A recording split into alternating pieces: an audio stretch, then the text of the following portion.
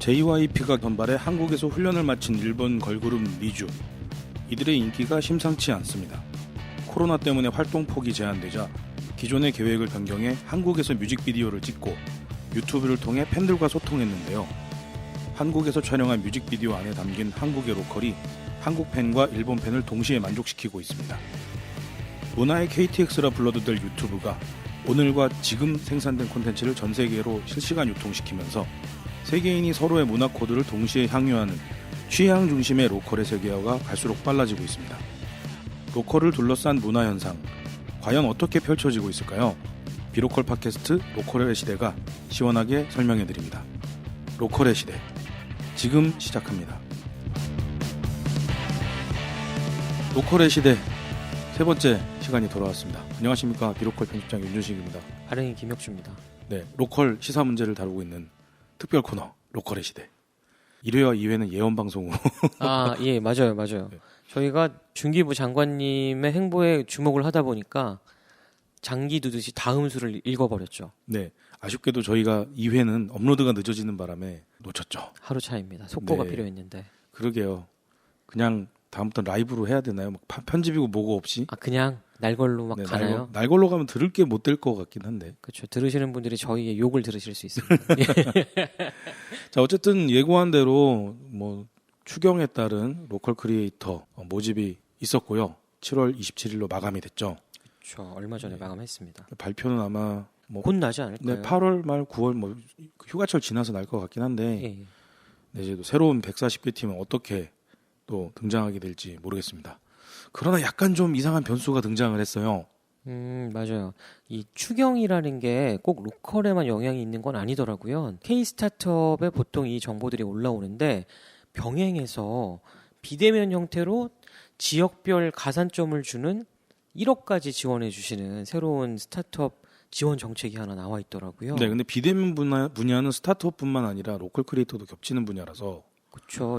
네. 그 지난 140팀 안에도 플랫폼을 만드신다든지 아니면 로컬 자체를 여행하거나 또는 컨텐츠를 큐레이션할 때 IT 서비스 뭐 아니면 앱이나 웹을 써서 하시니까 이러면 전부 다 겹칠 수 있는 내용이잖아요. 그렇죠. 비대면으로 가게 되는 거니까요. 그렇죠. 네, 이게 그 새로운 그린 뉴딜, K 뉴딜과 관련이 되어 있어서 예, 중기부에서만 지원하는 그런 로컬 크리에이터 분야가 아닌 산자부 프로젝트도 있을 수 있고 여러 가지가 있을 수 있어요. 한 4군데 정도 지원 기관 얘기가 써 있더라고요. 네네. 그래서 이게 중첩되는 경우에는 참 애매한 거죠. 그래서 처음 뽑힌 140팀은 이미 이제 가둬진 물고기들이잖아요. 네. 그래서 중첩해서 동시에는 지원 못 하시고 근데 좀 애매모호한 게 이번에 이제 140팀 새로 공고를 내시고 얼마 전에 마감을 치셨는데 둘 중에 하나를 골라라 이렇게 써 있는 안내문이 써 있는 거예요. 고르란 뜻일까 아니면 하지 말란 뜻일까 이런 고민도 살짝 들더라고요. 뭐 둘 다 합격하면은 둘 중에 하나 고를 수 있다. 서류를 쓸 때 빠지라고 써 있는 거더라고요. 보니까 누가 물어봤나 봐요. 나중에 추가 문서에 네. 8월 며칠이었더라 좀 기억이 잘 안 나요. 7월 28일이죠. 7월 28일 추가된 건데 로컬 크리에이터의 경우 어떻게 하나요? 누가 물어본 것 같은 거예요. 그래서 한 5줄 정도 로컬 크리에이터 추경으로 140팀 안에 쓰신 분들은 만약에 1억까지 지원하는 비대면 쪽 스타트업 성장 프로그램에 가시려면 둘 중에 하나를 포기하셔야 합니다. 이렇게 써 있더라고요. 좀 찝찝하네요. 둘 다 주면 안 되나? 그쵸. 최대 그러면 한 1억 3천 뭐 이렇게 나오겠네요. 네. 근데 의미 있는 건 그런 것 같아요. 저희도 그걸 보면서 혹시 이탈할 건가라고 생각했는데 이미 누군가는 문의를 했다는 거죠. 8월 26일, 27일 안으로 누군가 물어봐서 해당 서류 추가에 Q&A 문서가 추가로 첨부됐는데 로컬 크리에이터 활성화 지원 사업의 경우라고 특정해서 써 있다는 거예요. 그럼 140팀 중에 있는 분들이 물어보셨다는 거겠죠. 근데 이거는 무조건 부정적으로 보면 안 돼요. 왜냐면 스타트업 영역으로 가는 것과 소위 새로운 형태의 소상공인, 자영업자로서의 로컬 크리에이터 이 둘을 존중해주고자 하는 그런 의도가 담겨 있다. 두 탕을 뛰면 좋지만 그쵸. 둘 중 하나 선택해라라고 이렇게 얘기를 하고 있다는 이제 그 생각을 갖고 있다는 걸 해석을 할 수 있고요. 예. 더 이거는 좀 더 나아간 저희끼리 얘기 좀 앞서간 얘기일 수 있는데 로컬 크리에이터를 차후 스타트업이 될 수 있는 기존의 자영업과 다른 형태의 새로운 자영업으로 간주하고 있다. 이렇게 볼 수 있는 거죠. 그러니까 이거는 중기부 생각이 아니라 예. 요 영역이 겹쳐진다라는 거는 예전에는 구멍가게 하다가 대기업 때인데 이거에 대한 생각을 못 했잖아요. 그렇죠, 그렇죠. 태생부터가 다르다. 예, 스타트업, 예. 뭐 벤처기업은 이렇게 생각했는데 이젠 진짜 말 그대로 숟가락 팔다가 집 팔고 이 개념으로 갈 수 있다. 예. 요런 좀 암시가 아닐까. 예, 그래서 지금 현재 로컬 크리에이터가 되고자 하시는 분, 로컬 크리에이터로서 수고하시는 분들 좀 더 수고하시자. 이렇게 좀 긍정적인 메시지도 찾아볼 수 있지 않나 이런 생각이 듭니다. 저희가 보통 이제 로컬 트렌드나 로컬 크리에이터 관련된 강연을 나가면 그 포켓몬 진화하듯이 로컬 크리에이터, 크리에이티브 컴퍼니, 크리에이티브 스타트업 이런 형태로 계속 발전 중입니다 말씀드렸는데 그렇게 해석할 수 있겠네요. 네네네. 점점점 기업이 되어져 가는 모습 그리고 기업이 된 후에도 뭐 투자라든가 이런 것들을 봐도 더 점프업을 할 수 있는 요즘 뭐 스케일업이라 표현을 하죠. 아, 그렇죠. 예, 그런 형태도 이제 꿈꾸게 해주는 그런 사회적 분위기가 아닌가 이런 생각이 좀 들었습니다. 코비드 19 때문에 좀 잊고 있었는데 저희가 연초에 행사를 로컬에서 하면서 로컬 쪽은 플랫폼이 좀 약하다 또는 IT가 약하다 이런 화두를 한번 던진 적이 있었잖아요. 네네네. 그리고 나서 저희도 플랫폼 하고 계신 로컬 팀들을 만나서 녹음도 하고 인터뷰도 많이 했었는데 어느 틈에 정부가 하는 얘기 때문에 저희도 다 같이 비대면 형태 또는 IT 테크 스타트업에 가까운 형태로 지금 가고 있다 이런 생각도 드네요. 네네. 저희도 그렇게 됐으면 좋겠어요. 저희는 이미 비대면으로 하고 있잖아요. 팟캐스트로. 계속 시사 문제를 가지고 얘기를 하니까 예. 과도하게 좀 딱딱한 것도 있었고요. 그리고 뭐 시사 문제 사실 시사 문제를 다룬 거긴 한데 좀 웃자고 제가 막 장관님 말씀을 강해설보다 이렇게 해서 뭐 이상한 뭐 로컬 교 이런 걸 만든 것 같기도 하고 특정 정치인을 좀 밀어주는 듯한 느낌도 있고 그래서 이번 세 번째 방송은 좀 분위기를 확 바꿔서 문화적인 얘기를 좀 해봤으면 합니다. 그렇죠. 로컬 크리에이터의 크리에이티브는 대부분 문화적인 소양 안에서 발현이 되는 거니까요. 제가 얼마 전에 재밌는 소식을 들은 게 있어요. 재밌는 일을 새로 들으셨다고요? 네네. 그 JYP에서 일본 걸그룹을 만들었는데 맞아요. 기사. 네, 이 친구들이 훈련을 우리나라에서 받았는데 활동을 하려면 일본을 가야 되잖아요. 근데 코로나 때문에 할 수가 없는 거예요. 일단 한일 간의 교류가 끊어졌고 뭐 여러 가지 정치적인 이유도 있지만 그리고 요즘 다른 나라로 옮겨가면 15일 정도의 격리 기간. 네, 격리 기간을 갖잖아요. 그렇죠. 그러니까 이게 제대로 활동을 할 수가 없는 거예요. 그렇죠. 어디 다녀오면 5주씩 빠져버리니까. 네네. 그래서 뮤직비디오를 한국에서 찍었어요. 일본에서 활동할 걸그룹이 한국에서 뮤직비디오를 찍는데 그 안에 한국의 로컬이 담기는 거죠. 그럴 수 있겠네요. 한국에서 찍었으니까 당연히 한국 로컬이 담겨 있죠. 네. 이게 의외로 일본에서 좀 그 나름 매니악한 인기를 끌고 있다. 한국 팬과 일본 팬을 동시에 공략을 해버리는 그런 일이 좀 있었거든요. 기사가 요즘에 좀 나왔던 것 같아요. 네. 근데 저는 이게 앞으로의 문화 현상으로 이런 일이 벌어질 수 있지 않느냐 이런 생각이 드는 겁니다. 요즘에 싹쓸이 유행이잖아요. 유재석 씨, 뭐 그다음에 이효리 씨, 그리고 우리 B라고 불리는 우리 뭐 재간둥이 막 이렇게 귀염둥이 나오시는 이 레전드 세 분이 뭉쳐가지고 예능으로 그룹을 만들었는데 어쨌든 1등에 가깝게 지금 음악 프로도 나오시잖아요. 근데 이 말씀 왜 드리냐면 진짜 음악 시장을 지금 싹쓸이 하고 있잖아요. 그렇죠. 근데 보통 이제 예전에 음악이란 거는 뭐 스트리밍 앱이나 특정 플랫폼에서 음악만 듣는 쪽으로 소비가 됐는데 요즘은 유튜브가 보통 음악을 소비할 수 있는 채널로 자리를 매김을 했더라고요. 근데 이유가 유튜브만의 독특한 댓글 문화 때문인 것 같아요. 음악을 혼자 듣는 게 아니라 너도 지금 이걸 듣고 있지. 그렇다면 나는 이런 생각을 갖고 있다고 코멘트를 무지무지하게 많이 달고 있는데 쭉 말씀드리는 이유는 이런 거예요. 싹쓸이가 1세대 K-팝 문화의 향수를 불러온다고 국외 팬들이 영어로 코멘트를 무지하게 달기 시작한 겁니다. 한국이 아니라 해외에 있는 팬들. 그렇죠. 해외 팬들이. 그러니까 한국도 우리의 멋있는 전설들이 돌아왔다. 이건 좋은데 그 문제는 이제 한국 내만의 문제고 보통 이제 아시아권에 많이 있는 뭐 런닝맨이든 뭐 다양한 예능을 통해서 또는 K-팝 자체를 좋아해서 이제 한류 문화에 흡수된 또는 한국에서 만든 콘텐츠에 좀 반응하는 아시아 중심으로 있는 수많은 팬들이 이젠 옛날 문화를 찾아보고 있다는 거예요. 1세대 K-팝 얘기하면 뭐 H.O.T, 핑클 이것도 이미 알고 있고 그래서 싹쓸이 얘기를 할 때 어디 나왔던 누구 뭐 런닝맨의 유재석 이게 아니라 우리가 예전에 굉장히 감명 깊게 들었던 1세대 K-팝을 떠올리게 하는 새로운 음악이다. 이런 평을 코멘트로 하고 있다는 거죠. 그래서 한국의 로컬이라는 것도 이미 알고 있는 거예요.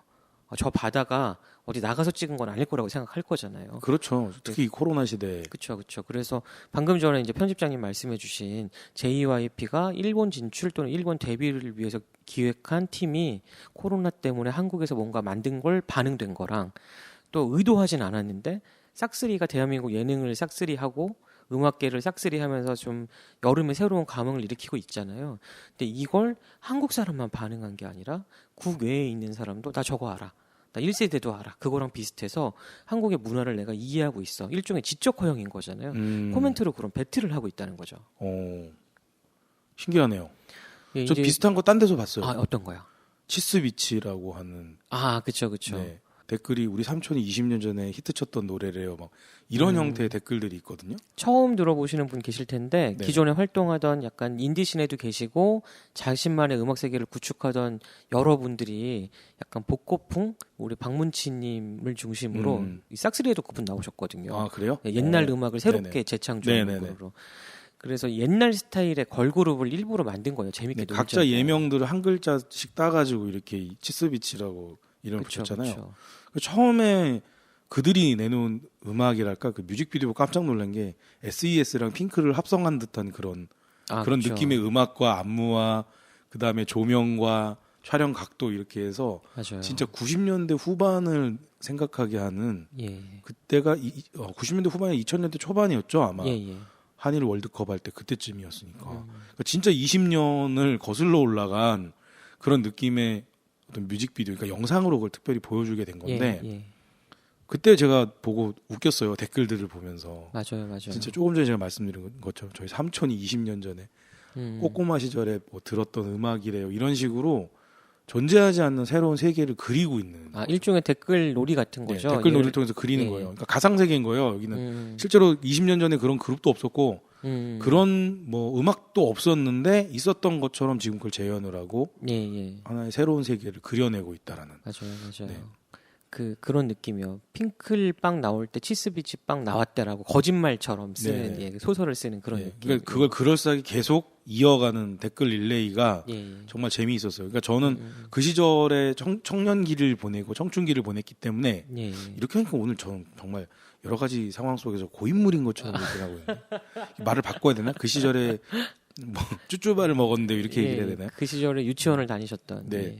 그래서 그때 당시의 정서를 그대로 느낄 수 있는 그런 댓글 놀이들이 있는 거예요. 예, 예. 그러니까 댓글 속에 나온 내용 보면은 정말 그런 느낌이 들어서. 되게 오묘한 느낌이 드는데 어떤 거냐면 그동안의 대중문화, 아이돌 문화를 소비하던 계층이 폭이 넓긴 했지만 네네. 주로 이제 팬덤을 형성하는 분들은 MZ세대였단 말이죠. 네네. 근데 지금 이제 MZ세대 이후로 과거에 뭐 얘기했었던 X세대 뭐 이렇게 하시는 분들 7, 80년대 생이나 또는 90년대, 2000년대 초반 문화를 향유했던 분들이 자기가 뭔가를 더 해보고 싶었는데 쉽지 않았다고 느꼈던 것 같아요.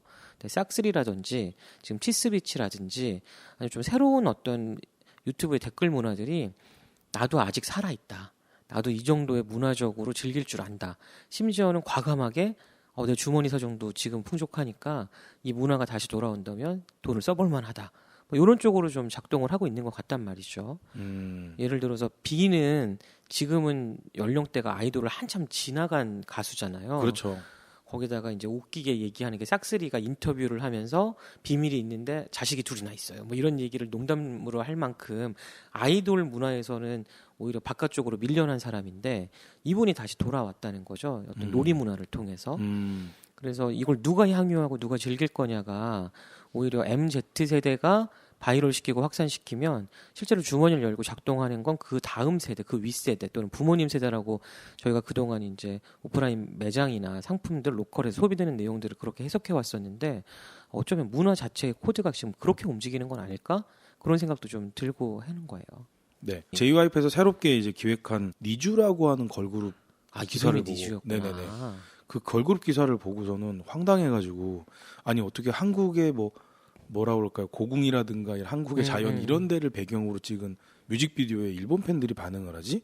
한국과 일본은 참 뭐라 말할 수 없는 그런 감정들이 있잖아요. 예, 예. 근데 그럼에도 불구하고 그거를 이제 걸그룹이라고 하는 그런 문학 아이콘이 그걸 꿰어가고 있다라는 거죠. 그리고 어떤 면에서는 한국 사람 입장에서는 한국의 아름다운 그런 문화유산 앞에서 일본어로 노래를 부르는 애들이 뮤직비디오를 찍는다는 게 허용이 될 수 없는 부분이었을 거예요. 아, 이게 진짜 세대가 다른 거네요. 네, 저도 좀 이상했어요. 이게 말이 돼? 이런 생각을 했었으니까요. 약간 좀 괘씸하다는 느낌도 들고. 지금 제가 약간 지금 간당간당 그 위험한 외줄타기를 할 것 같은데, 네네네. 그쵸. 예전이라고 표현을 어디까지 할지 모르겠지만, 괘씸하다라고 느끼는 감정이 어떤 세대는 없을 수도 있겠다는 생각이 드는 거예요. 일본 말로 하는 게 뭐, 일본 사람이 여기 와서 하는 게 왜 안 돼? 근데 그 비슷한 거 하나 있죠. 최근에 유키카라고 네. 유튜브 좋아하시는 분들은 가수보다는 게임 방송 또는 재밌는 채널에 나와 있는 일본에서 온 여자의 이 정도로 알고 있는 캐릭터가 하나 생겼어요. 근데 이분은 일본에서 성우로 데뷔하고 아이돌 활동을 조금 한 다음에 한국에 넘어온 이제 일본에서 태어난 가수거든요. 근데 한국에서도 여러 가지 활동을 하다가 우연히 게임 음악을 그동안 주로 해왔던 회사에 발탁이 돼요. 근데 그 이유도 재밌는 게 모바일 게임 중에 이제 성우가 필요하고 노래가 필요하잖아요. 그래서 네네. 모바일 게임을 이제 더빙을 하고 노래를 부르다가 얘가 가수인데 우리가 한번 같이 프로젝트를 하면 좋겠다고 게임 음악을 주로 만들어 오던 그분이 발탁을 해서 유키카라고 데뷔를 시킨 겁니다. 근데 내용이 너무 재밌는 게 일본에서 온 친구가 서울에서 일본의 경제 부흥기였던 7, 80년대에 유행했던 시티팝이라고 그러죠. 시티팝 그때. 장르를 계속해서 부르는 가수가 된 거예요. 근데 한국말로 부르고 있다는 거죠. 장르는 일본의 경제 부흥 장르. 그리고 일본에서 온 분이 한국에서 한국 사람처럼 한국말로 활동을. 근데 반응이 어디서 터지냐면 최근에 이제 정규 앨범이 나왔거든요.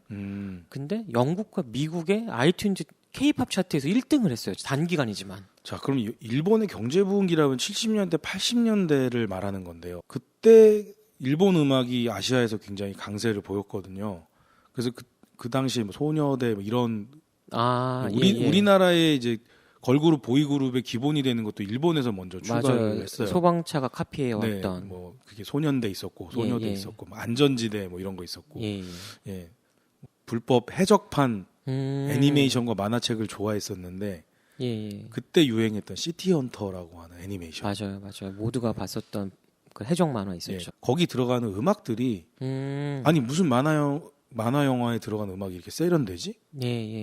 팝락 장르의 음악들이 쫙 깔려 있는 거예요. 그게 이제 대표적인 시티팝 장르들 이런 것들이 들어가 있으니까. 그러니까 지금 보면은 시대적으로는 뭐 치스비치 같은 게 20년 전인데 40년 전에 그런 장르를 소환을 해서 근데 일본 사람이 한국에 와서 한국 노래로 부르는데 이거를 소비하는 건 또 영미권이다. 특이한 어떤 문화 현상을 보여주는 거네요. 최근에 그런 그 어떤 걸그룹을 좀 유튜브로 채널을 만드시고 기사가 나온 걸 하나 봤는데 느낌은 이런 거예요. 호주식 베트남 쌀국수를 한국에서 먹는.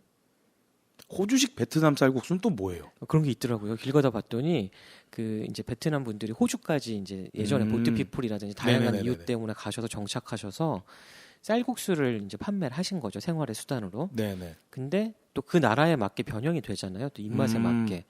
그래서 호주식 쌀국수가 된 거예요. 근데 재밌는 건 한국 분이 호주에 유학을 가셨다가 이 맛에 너무 매료가 돼서 한국에 갖고 가야지 갖고 온 거죠. 그래서 호주식 베트남 쌀국수를 한국에서 먹고 있는 상황. 근데 이게 좀 복잡하지만 어쨌든 문화의 변천이나 영향들이 내용인 거잖아요.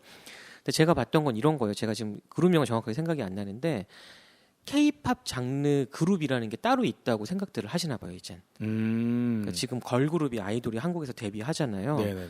근데 요 스타일이 있다는 거죠. 음악의 형태, 군무, 패션이 있어서 요거를 이제 K-팝 걸그룹을 영국에서 데뷔한 분들이 있는데 한 분만 한국 사람이고 나머지 분들은 영국 분들인 거예요.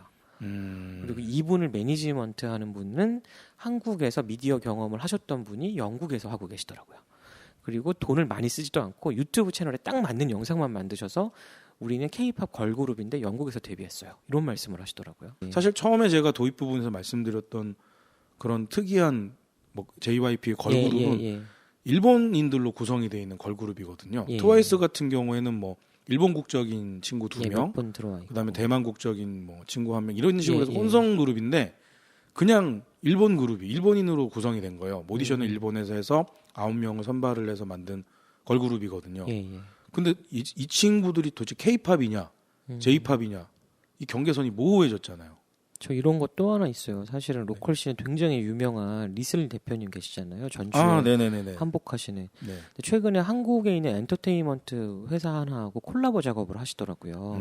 새 걸그룹이 데뷔할 건데 지금 한복이 반응하고 있잖아요. 네. 우리나라 아이돌 그룹 뭐 남자 그룹도 좋고 여자 그룹도 좋고 최근에 한복 이슈가 생기고 유튜브 때문에 더 그게 많이 보이고. 그리고 넷플릭스 킹덤이 히트를 쳐가지고 우리의 전통 옷에 대한 관심도가 높아졌죠. 그래서 뭐 전통도 좋고 현대적인 재해석도 좋은데 어쨌든 간에 한복 또는 뭐 어떤 그런 스타일 이게 이제 또 유튜브 통해서 많이 알려진 거예요. 네. 그래서 한국의 기획사랑 손을 잡으시고 데뷔하려는 사전 정보는 이미 다 해외 팬들이 알고 있더라고요. 근데 그 데뷔하려는 그룹명으로 해시태그를 붙여서 내가 한복 프로젝트를 지금 한다. 어떻게 생각하는지 투표해줘. 이 프로토타입을 올렸는데 코멘트가 다 외국어예요. 와. 영어. 외국 분들. 그동안의 리슬은 언니 좋아요, 한복이 너무 좋아요 이런 분들 한글로 되어 있는 한국 팬들 위주 뭐 어떤 국적의 문제라기보다는 그렇게 감정적으로 연대하고 유대했던 진짜 저희가 그동안 만나왔던 어떤 한국적인 로컬 이런 상황이었는데 이 로컬 콘텐츠라는 게 외형적으로 확장이 되는 게 새로운 이것도 비대면이긴 하네요. 유튜브를 통해서 문화적 확산 속도가 엄청나고 어디서 이게 발현될지 모르는 상황이 지금 나타나고 있다는 거죠. 네네네. 사실 로컬이라는 단어가 우리에게 익숙해지게 된 게 글로컬이라는 개념에서 나온 거거든요. 글로벌과 로컬이 합쳐지면서 나온 거거든요. 예. 사실은 세계화, 뭐 이것 때문에 로컬 이야기가 거기 세계화에 대한 상대적인 개념으로 있었던 건데 지금은 세계화가 이슈가 아니라 로컬화, 지방화, 지역화에 더 그 강조점이 찍히고 있는 상황이라고 보여져요. 그래서 진짜 예언처럼 된 거죠. 우리의 것이 좋은 것이요. 세계화 얘기 나오면서 그때 그 슬로건으로 붙었던 게 그 내용이었는데 그게 한 20년 만에 지금 로컬 전성시대를 맞이하는 이 시점에서 다시 한번 반복이 되는 느낌이랄까요. 약간의 온도 차이는 있을 것 같아요. 그러니까 우리께 소중해서 남이 알아준다가 아니라 새로움이 로컬에 있다 같거든요. 이게 같은 말처럼 들리긴 하지만 또 다른 말인 게 네, 과거에는 일종의 그 위정척사 운동 같은 느낌의 그런 우리의 것이 좋은 것이요. 그러니까는 다른 나라한테 흡수되거나 이런 것에 대한 두려움이라든가 우리가 대동단결해가지고 이겨내자 이런 느낌이었다면 지금은 그것과는 전혀 반대의 느낌인 거고. 작년에 광주 방송 김태권 PD님이 영상으로 만들었던 유튜브 클립 중에 제주성의 고선영 대표님 인터뷰가 하나 있어요. 네네. 근데 거기 보면 고 대표님이 이런 말씀을 좀 하세요. 완벽한 문장은 아닌데 제가 기억하는 내용으로 말하자면 정보의 발달, 뭐 이런 플랫폼의 발달, IT의 발달로 새로운 공간, 새로운 콘텐츠는 오늘 누군가 공개하면 찍어서 핀터레스트, 뭐 소셜 네트워크를 통해서 누구나 다 흉내낼 수 있게 될 거다. 그럼 사람은 매일 질리고 새로운 콘텐츠를 원하는데 그러면 진짜 새로움은 어디에 있을 거냐? 사람들이 반응하는 콘텐츠는 어디에 있을 거냐? 오리진은 어디에 있을 거냐? 이 귀결을 로컬로 말씀하시고 끝나거든요. 그래서 방향성의 문제나 온도는 서로 다르겠지만 세계가 동시에 이 콘텐츠 소비하는 양이 어마어마해진 거죠. 예전 같았으면 한국에서 시작한 유행이라고 말했던 트렌드가 한 바퀴 돌아서 지구 반대편으로 가려면 진짜 10년도 걸릴 수 있었던 거잖아요. 근데 오늘 저희가 말하는 이 방송이 녹음돼서 공개를 해버리면 전 세계 누구나 실시간으로 접근할 수 있는 시대가 오니까 컨텐츠 소비하는 속도도 어마어마하고 새 것을 찾는 열망도 점점점 커지고 있다는 거죠. 그랬을 때 어디서 봤던 게 아니라 유사하다가 아니라 독특함이 저기 있네. 내가 그동안 몰랐던 걸 찾아냈다. 나 저 스타일 마음에 든다. 또는 새롭게 섞어보고 싶다에 대한 욕망들을 일으키는 게 주로 이제 로컬 컨텐츠가 되고 있는 건 아닐까 그런 생각도 좀 드는 거죠. 네, 여러 가지 인사이트를 주고 있는 내용인데요. 진행되고 있는 로컬의 논의는 로컬에만 국한되는 논의가 대부분입니다. 지금 뭐 균형 발전이라든지 뭐 우리 지역 내 새로운 청년이 돌아와서 인구가 늘었으면 좋겠다든지 아니면 일자리를 만드는 로컬의 어떤 팀들이 와서 지역적으로 정주하는 인구가 많아지면 좋겠다. 이 정도의 말씀들 위주로 지금 나오고 있긴 하죠. 네, 방금 말씀하신 거를 좀 정치적인 용어로 다시 한번 정리를 하면 지역재생, 그린 뉴딜, K 뉴딜 이런 형태의 얘기에 국한이 됐는데요. 지금 이 시점에서는 글로벌로 글로벌로 진출하는 로컬, 예. 예, 세계로 확대되는 로컬 이런 내용이 될 것 같습니다. 제가 주로 강연 나가면 이런 말씀 많이 드려요. 그 서울과 강릉의 거리가 이제 사라진 것 같다. 네네. 그리고 여행지가 아니라 옆 동네처럼 돼버렸다. KTX 타면 금방 가니까 이런 말씀 드렸는데 저희가 지금 이 녹음하면서 길게 계속해서 말씀드렸던 유튜브라는 어떤 컨텐츠 매개 플랫폼이 약간 KTX 같아진 거 아닐까 이런 생각도 좀 드는 거죠. 예, 그리고 과거에는 지역적인 얘기를 했었는데 고선영 대표님의 인사이트가 뭐냐면 이미 전 세계는 하나가 되어 있다. 예. 이런 개념인 거거든요. 그래서 로컬이 곧 글로벌이다. 음. 즉 여기서 말하는 새로운 세계, 저희가 치스비치라든가 이런 걸 얘기하면서 새로운 세계가 만들어진 것 같다. 가상의 세계가 예. 있는 것 같아요. 제가 이렇게 말씀을 드렸는데 라이프 스타일이 세계관을 형성한다. 취향 중심의 세계가 존재한다. 물리적 세계가 아닌 예. 취향으로 연결되는 가상 세계가 분명히 있다라는 거죠. 모종님 교수님 신간도 최근에 라이프 스타일 관련된 책을 내셨잖아요. 근데 네네. 교수님 이제 신간 북콘서트 하실 때도 요거랑 좀 유사한 내용들을 주셨어요. 왜냐하면 세대적 구분, 나이적 구분이 아니라 라이프 스타일에 따라서 생활 동선도, 취향도, 소비의 경향도 또는 자신의 꿈도 다르다. 그런 말씀을 주신 게 같은 시대에 살지만 다른 군락을 형성하는 부족 형태라든지 뭐 그런 상황들을 말씀해 주신 게 아닐까라는 생각도 좀 들거든요. 네네. 8월을 여는 팟캐스트로서 로컬의 시대를 진행을 했는데요. 6월과 7월에 했던 로컬의 시대와는 달리 새로운 8월을 열어가는 내용들로 여러분들께 말씀을 드려봤습니다. 8월의 비로컬은요. 로컬 컨텐츠에 집중해 보려고 합니다. 모종린 교수님의 신간 인문학 라이프 스타일을 제안하다에 등장하는 6가지 라이프 스타일의 좀 이야기를 더 담아보려고 하고 있습니다. 그래서 8월의 비로컬 또 많이 주목해 주시고요. 이런 라이프 스타일과 로컬에 대한 이야기들로 채워가도록 해보려고 합니다. 지난번 2회랑 달리 이번에는 김혁주 발행님께서 하드캐리를 하신 듯한 느낌이었어요. 저는 정치적 부담감이 있어서 그 지난 2회는 장관님 이름 뒤에 무슨 말을 할지 모르겠더라고요. 머리가 하얘지고. 예, 잘못 말하면 왜냐하면 이제 저희 회사도 로컬 크리에이터 회사잖아요. 그렇죠. 그래서 이제 로컬 크리에이터로 출발해서 크리에이티브 컴퍼니가 됐다가 지금은 저희가 어느 정도 뭔가 준비가 된다면 투자를 받아서 로컬 스타트업, 크리에이티브 스타트업이 되고 싶은데 이게 당사자이기도 한 상황에서 말을 잘못하면 마치 비로컬이 뭔가 선을 긋거나 테두리를 만들어서 다른 팀은 아니야라고 말할까 봐 걱정이 좀 되는 거예요. 뭐 부캐죠, 뭐. 요즘 유행하는 부캐. 그렇죠. 그러니까 저희가 주식회사 비로컬로서는 방금 김혁주 발행인이 얘기하신 것과 똑같아요. 예.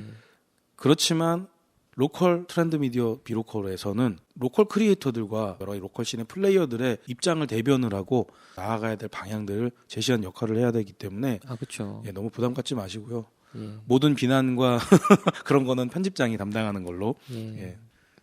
비로컬은 로컬 정론지가 되겠습니다. 예. 네, 드디어 저의 페이스에 말려드셨군요.